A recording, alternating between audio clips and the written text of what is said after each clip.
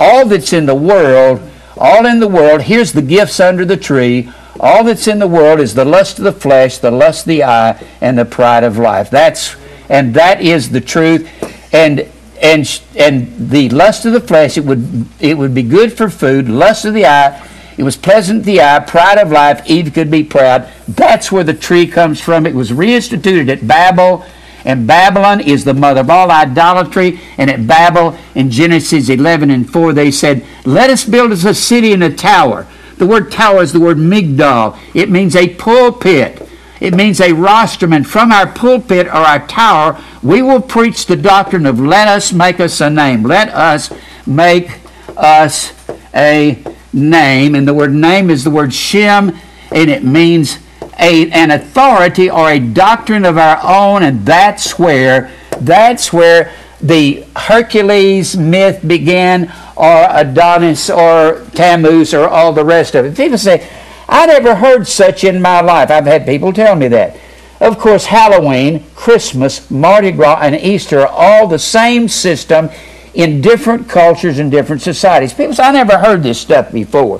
People will tell you that, you know, America's blind and deaf. They can't hear anything. They don't even know anything about our history. What's amazing, they think they know America.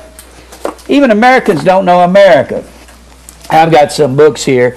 It's just disgusting what's going on in America, but America doesn't care.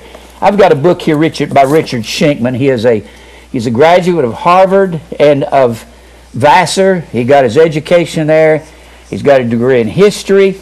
And he brings out, we don't even know the truth about American history. We have been lied to by the politicians, by these various teachers and professors. I went into Texas A&M in 1957. I walked into the history class. I sat down, and I remember this like it was yesterday. Of all the things that was said to me in college, I remember this. The teacher stood up, and the first day we were there, I will never forget it. It's etched in my mind. And he said, I am not allowed to tell you the truth about American history in 1957. I can't tell you the truth. So I will give you some information. You give me the answers that I asked for. What he was telling us is he was going to teach us some lies, because that is what the school curriculum called for. And I kind of, it about knocked me out of my chair when he said that. And I went, whoa! I couldn't believe what I was hearing. And I put it back in the back of my mind, and I'd been reading my Bible for a couple of years at that point. I was 18 at that time. And then I began to put it in the back of my mind. And years later, I began to read books by historians that was telling me the truth about American history. Now, Mr. Schenkman has a book here called I Love Paul Revere, Whether He Rode or Not. And he didn't. He only became famous because of Henry Wadsworth Longfellow's famous poem that came out in the 1860s called The Midnight Ride of Paul Revere. And that's the only reason America knows anything about him. That's the only reason. But in this, he's talking about, I'll just give you a little bit. You know why I'm doing this? To show you. When people say, I never heard that Christmas was pagan, there's a whole lot of things you haven't heard about American history. He goes into patriotism and the American flag, and he says, the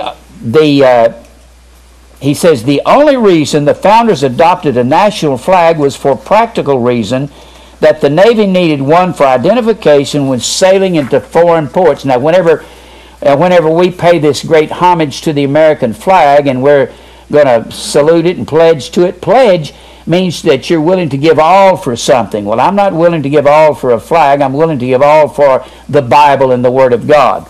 And he goes on to say, for Americans in our early history seldom get the chance to see the flag. It did not fly from buildings. It was not put in schools.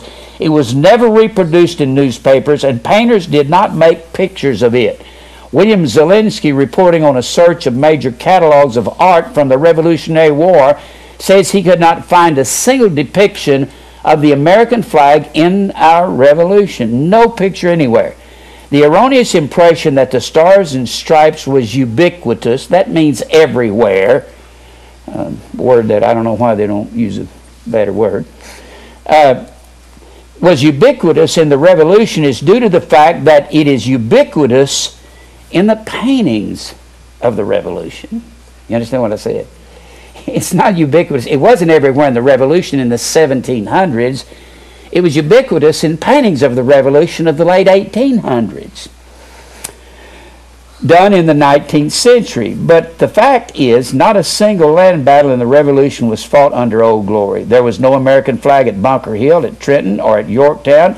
Indeed, not until the Mexican-American Wars of the 1840s did American soldiers fight under Old Glory. Even then, the use of the flag in battle was limited. The Marines did not adopt the flag until 1876.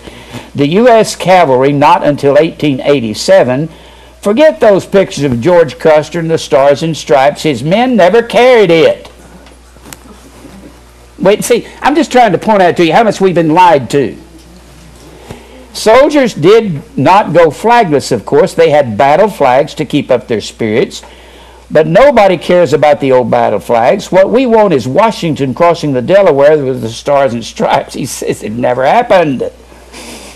And what we want, the artist in the 19th century gave us, pictures with flags, sell. You see, is that stupid? George Washington is standing up in a boat with a flag sticking up there so the British can blow him and the flag away. That's dumb. Pictures counting more than words, it is likely we will forever think of the boys on Bunker Hill fighting under the flag. John Trumbull put there in his famous painting of the battle. When we imagine stereotypical revolutionary soldiers, it is Archibald Willard's depiction in The Spirit of 76, where you see the guy with the fife, and he's playing, and the guy with the bandage around his head, and one's carrying the marching along. That's The Spirit of 76. One playing a fife, the other beating the drums. It is part of the myth of America, and no more could be eliminated from our national memory than a revolution it honors so sentimentally. He said it never happened. I'm just trying to reveal to you, and I like to read stuff out of these books once in a while, show you America's living in blindness. Of America's Revolutionary War heroes, only one fought under Stars and Stripes, John Paul Jones, who has been the subject of endless silly stories. For example, they claim Jones' flag was aboard the Bonhomme Richard, which was sewn by a band of dainty girls from slices of their best silk gowns. One of the girls, Helen Seavey, was even said to have sacrificed her bridal dress to provide material for the stars. Actually, the story is as fanciful as Jones' famous sea battle, that he had not yet begun to fight. He didn't say that either. That was all by their publicists. No doubt the founders would be pleased to see that the flag is respected today, but they would not understand its being worshipped. Worship of the flag is strictly a modern development. 100 years or so ago, only a few self-appointed flag defenders conceived of it as a sacred object. Schools were not required to fly the flag until 1890. Americans did not begin pledging allegiance to the flag until 1892. And the Pledge of Allegiance was written by a Baptist preacher, and he was a socialist that went to Russia to study socialism, and he was a Mason trying to bring about Masonic rule in American system. And they wrote it in 1892. The Pledge of Allegiance was written in 1892 for a book called Youth's Companion, and it was one of the top periodicals that was distributed throughout America from 1850 to 1900. And it was written as for a Columbus Day advertisement to sell flags, and then later on they outlawed advertising the sale of flags, and then they changed it again. 100 years or so ago, only a few self-appointed flag defenders conceived of it as a sacred object. Schools were not required to fly the flag until 1890, and then 1892, the Pledge of Allegiance. They did not begin saluting the flag until around the Spanish-American War in 1898.